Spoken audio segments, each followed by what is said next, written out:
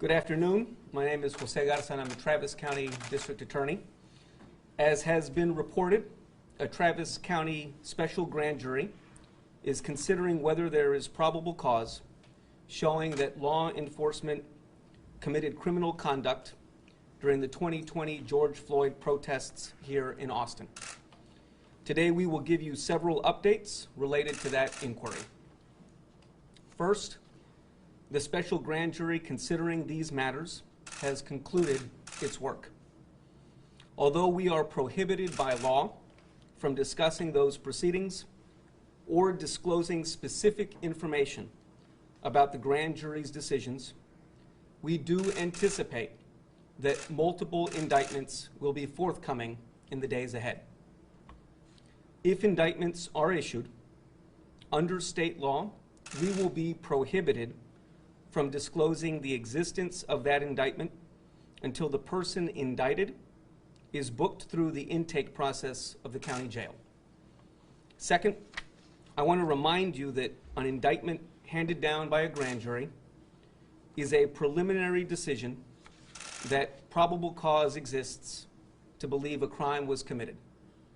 It is not a statement as to the guilt or innocence of any person indicted.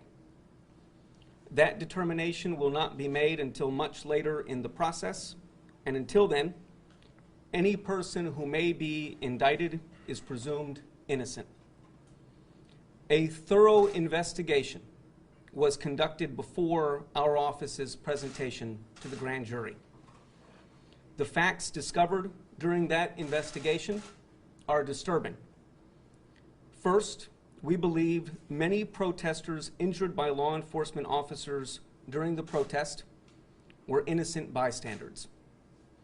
We also believe that the overwhelming majority of victims in the incidents that were investigated suffered significant and lasting injuries. Those injuries include significant and serious injuries to the head, face, and body. Some will never fully recover. In fact, I note that today, the Austin City Council has settled or has agreed to settle 2 lawsuits for 2 men injured by law enforcement during the 2020 protests.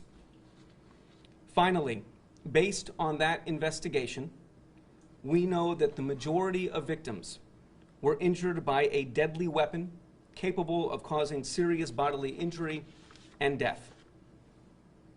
If these facts are verified through future legal proceedings, they have serious repercussions for the Austin and Travis County community.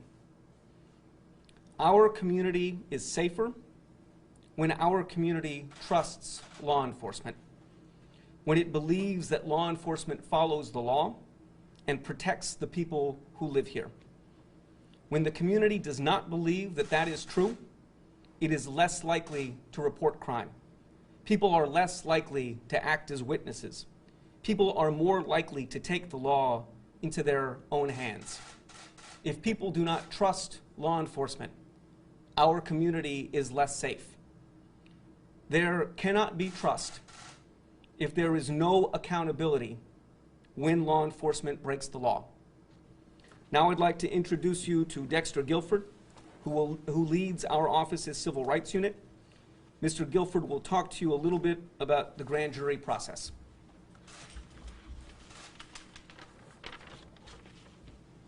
Thank you, DA Garza.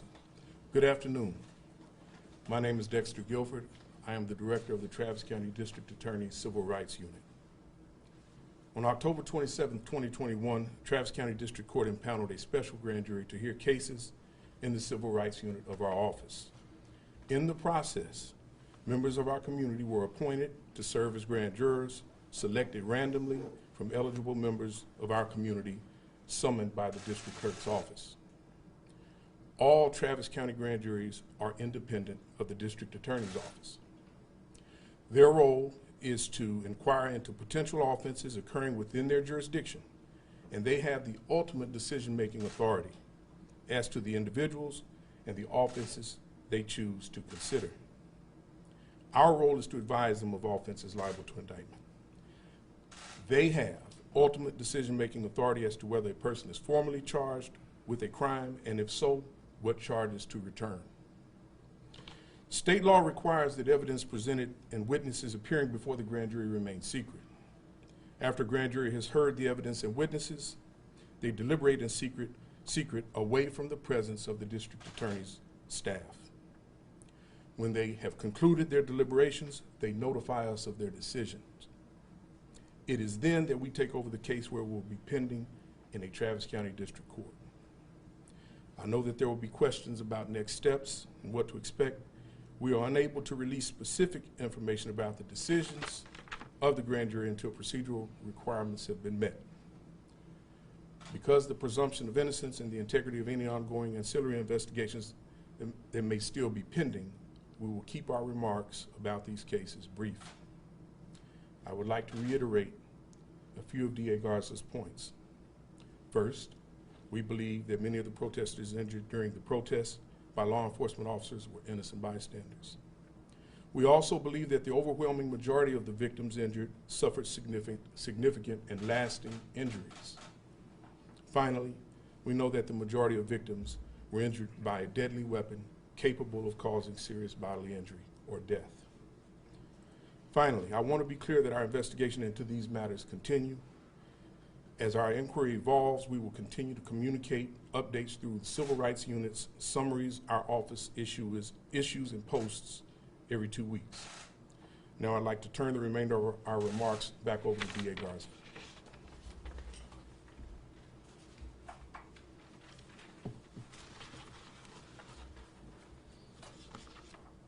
Thank you, Dexter. I want to address one final topic. There are some people in this community and across the state who insist that there must never be accountability for law enforcement if they break the law. Some of them have already suggested that our office's review of the 2020 protests have been biased and that we are targeting police while letting others off scot-free.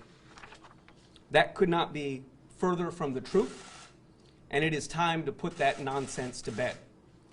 First, the information that our office presents to the grand jury in all cases is complete and balanced.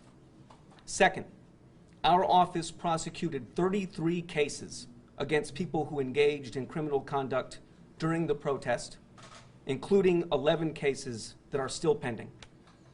Our office investigates and prosecutes any person who causes harm in our community, regardless of who causes it. Thank you so much for your time. That concludes our press conference this afternoon. If you have follow-up questions, please email them to Ismael Martinez, and we can get back to you as quickly as we can. Thank you so much.